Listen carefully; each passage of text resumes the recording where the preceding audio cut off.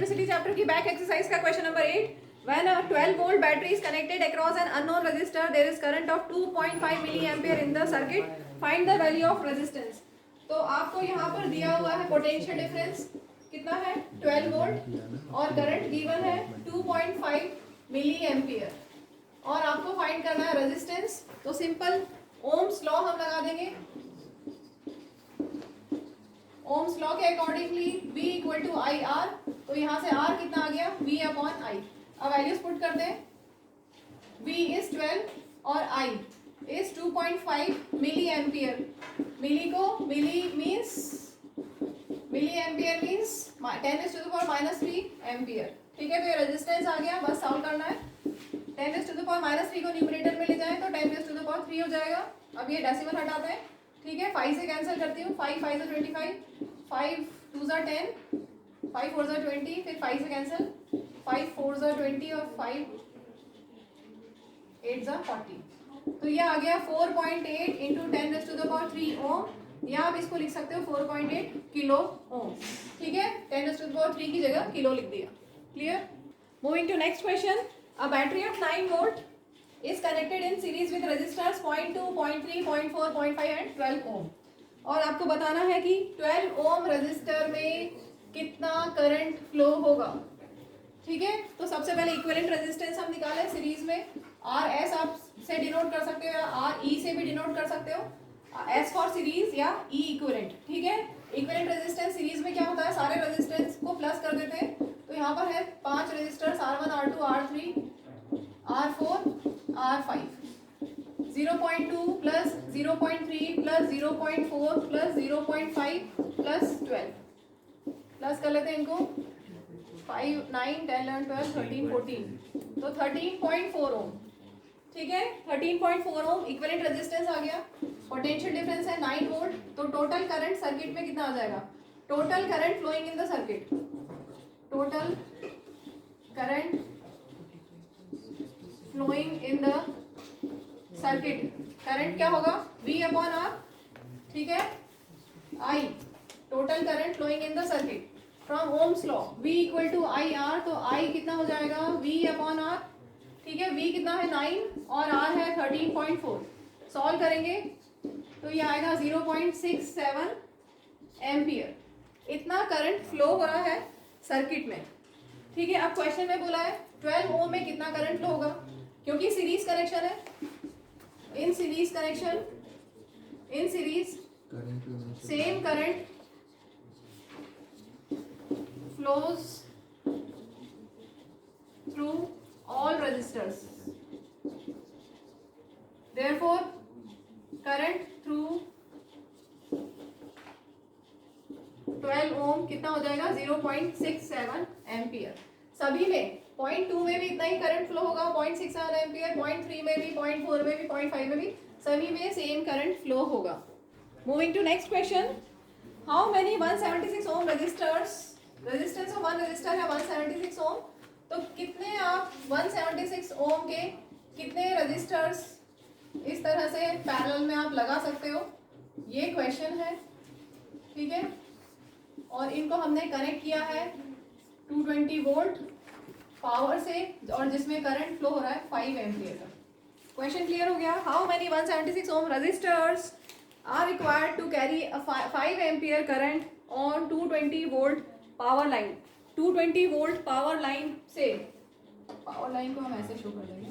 220 volt power line से इतना current flow हो रहा है. तो टोटल इन दोनों, अगर ये हमारे पास पोटेंशियल डिफरेंस है और ये करंट है तो इससे हम R निकाल सकते हैं इक्विवेलेंट रेजिस्टेंस. इन सब का इक्विवेलेंट रेजिस्टेंस हम निकाल सकते हैं. ओम्स लॉ से V equal to I R होता है. तो आई आर कितना हो गया V अपॉन आई.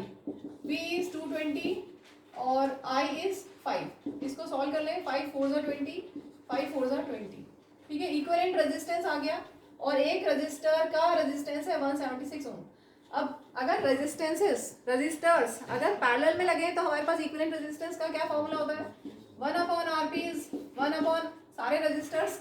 सपोज R ओम के सारे 176 ओम के है ना. मैं अभी R ले रही हूँ जनरल फॉर्मूला.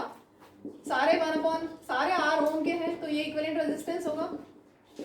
ठीक है. कितना टाइम्स n टाइम्स, क्योंकि क्योंकि नंबर ऑफ रेजिस्टर्स हमें फाइंड करना है, वो ले लिया n. Let n resistors be connected in parallel. n resistors, ठीक है. 1/r प्लस 1/, अच्छा एक बार थोड़ी सी एक यहाँ पे देख लो. अगर 1/r प्लस 1/r करोगे तो कितना हो जाएगा? 2/r. क्लियर. अगर आप करेंगे 1/r plus 1/r plus 1/r तो आप क्या लिख सकते हैं? 3/r लिख सकते हैं. अगर आप 1/r plus 1/r plus 1/r plus 1/r, अगर आपने 4 टाइम्स लिखा है तो 4/r. अगर इन्हीं को आप n टाइम्स लिख दो, n टाइम्स लिख दो तो क्या हो जाएगा? This will be n upon r, right. तो यहां से हमें rp या re, मैंने यहाँ पर re लिखा है, इक्विवेलेंट रेजिस्टेंस या rp एक ही बात है, दोनों लिख सकते हैं, एक जैसा कर लेते हैं, ठीक है. तो यहां से हमें n फाइंड करना है. इक्विवेलेंट रेजिस्टेंस कितना है? 44. n आपको फाइंड करना है और r, एक रेजिस्टर का रेजिस्टेंस है 176. ठीक. n को यहीं रहने दो, 176 की साइड चेंज कर दो. 176/44 इज n. सॉल्व करेंगे तो आपको मिल जाएगा 4. So 4 resistors are to be connected in parallel. Moving to question number 11. Show how would you connect 3 resistors each of resistance 6 ohm so that the combination has a resistance of 9 ohm and 4 ohm. तो आपके पास 3 resistors हैं और हमें चाहिए combination 9 ohm. तो यहाँ पे थोड़ा सा हिट एंड ट्रायल तो आपको करना पड़ेगा, खुद से करके देखना पड़ेगा कि कैसे करने से हमें इक्विवेलेंट रेजिस्टेंस 9 ohm मिल रहा है. अब देखिए, अगर हम तीनों को प्लस कर दें, 6 + 6 + 6, अगर तीनों को सीरीज में लगा दें तो 18 ohm आ जाएगा, लेकिन यहाँ पर कोई रिजल्ट नहीं है. और अगर हम तीनों को पैरेलल में लगा दें तो 1/rp will B 1/6 + 1/6 + 1/6, that is 3/6, that is 1/2. तो rp कितना आ जाएगा? 2 ohm. तो यहाँ पर ऐसा भी नहीं है कहीं रिजल्ट, ठीक है. तो ये क्लियर हो गया कि तीनों को सीरीज में नहीं लगाना, तीनों को पैरेलल में भी नहीं लगाना. इसका मतलब हमें कॉम्बिनेशन ढूंढना है कि 2 को सीरीज में, 1 को पैरेलल में, या 2 को पैरेलल में, 1 को सीरीज में. ऐसा हम कुछ देखते हैं क्योंकि तीनों इक्वल ही है, वैल्यूज तो सेम ही है. तो अगर हम करके देखें 2 को पैरेलल में तो 1/rp कितना होगा? 1/6 + 1/6, 1/r1 + 1/r2, 2/6, दैट इज 1/3. ठीक है. तो इक्विवेलेंट रेजिस्टेंस आ गया 3 ohm. तो 2 को हमने किया तो 3 ohm आ गया. इसके साथ में अगर हम सीरीज में लेंगे 6 ohm को तो 9 ohm आ जाएगा.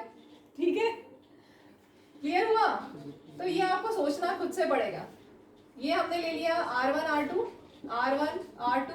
और R3. एक्चुअल में वैल्यूज तो सभी की सेम है, तो R1 R2 भी छोड़ो. 6 ohm और 6 ohm. तो इन दोनों का फिगर हमने बना दिया. तो यहाँ पे क्लियर है, इन दोनों से हमें मिल गया इक्विवेलेंट रेजिस्टेंस 3 ohm. तो इसका इक्विवेलेंट सर्किट डायग्राम क्या हो गया? ये है हमारे पास 3 ohm. इन दोनों की जगह पर हमने ये लगा दिया और ये 6 ohm. अब सीरीज में क्या होता है equivalent resistance? R1 + R2, that is 9 ohm. ठीक है, क्लियर हो गया? तो इसके लिए आप स्टेटमेंट लिख देंगे. लास्ट में स्टेटमेंट जरूर लिख देना है, वो मैं लिखवा देती हूँ. तो यहाँ पे हमने इसको स्टेटमेंट दे दिया है. Connect 2 6 ohm resistors, 6 ohm resistors in parallel and then connect the third resistor in series with this combination. Clear? Next part में हमें बोला है 4 ohm रेजिस्टेंस. तो ये तो क्लियर था कि तीनों सीरीज और तीनों पैरेलल में नहीं लगा सकते, और ये वाला कॉम्बिनेशन हम कर चुके हैं 2 पैरेलल में. अब हम 2 सीरीज में ले लें.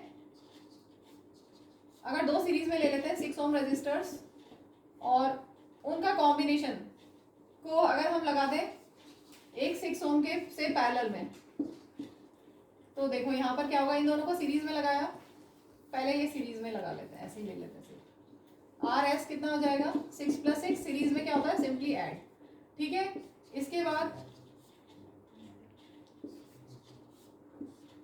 ये 6 ohm के साथ में हमने ये जो कॉम्बिनेशन बना 12 ohm का, उसके साथ में हमने 6 ohm को पैरेलल में लगा दिया. तो यहाँ पर इक्विवेलेंट रेजिस्टेंस कितना आएगा? 1/rp will be equal to 1/r1 + 1/r2. LCM लेंगे 12, 3/12, that is 1/4. 1/rp is 1/4. So rp will be 4 ohm and this is the required result. तो हमने क्या किया? Connect 2 6 ohm resistors in series. Connect 2 6 ohm resistors in series. ठीक है. then connect the third resistor in parallel with the combination. Clear हो गया? तो 2 ओम 6 ओम resistors को फाइनली हमने क्या, जो हमारा रिजल्ट है वो इस तरह का है, 2 सीरीज में है और उसके साथ ये पैरेलल में है. क्लियर? क्या होता, आप ऐसे ले सकते हो, क्योंकि ये क्लियर हो गया कि करंट यहाँ से जाने के बाद करंट डिवाइड हो गया, इसका मतलब ये और ये पैरेलल में है. क्लियर?